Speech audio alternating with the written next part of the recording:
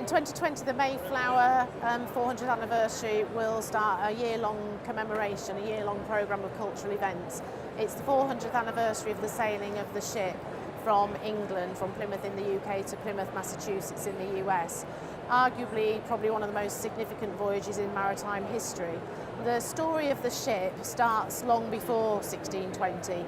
It actually starts around the beginning of the 16th century with a group of ordinary English men and women who basically wanted to leave England and wanted to be able to live their lives in freedom and in peace and wanted a better life for themselves.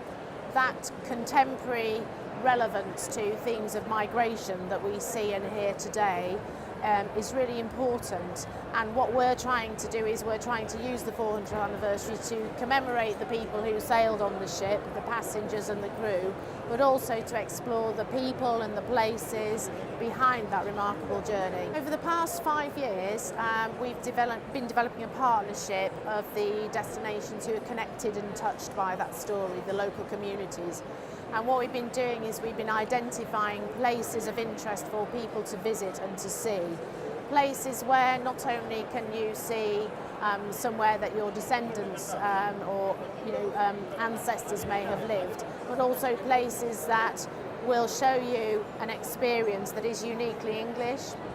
So things like the Mayflower pub in Rotherhithe in London, which was the pub where Christopher Jones, who's the captain of the Mayflower, very often frequented, and the Mayflower was tied up in the Thames nearby.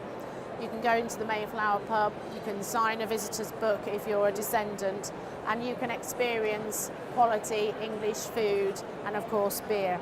You can travel up into the north of England and you can visit places such as Lincoln, Nottinghamshire, Scrooby and Babworth. You can experience guided tours and you can actually go into the churches and the places where these people actually worshipped, as well as, for example, visiting Nottingham on an evening with Robin Hood, for example. So what we tried to do is capture the very best of our English culture and link it into the story of those people and those places.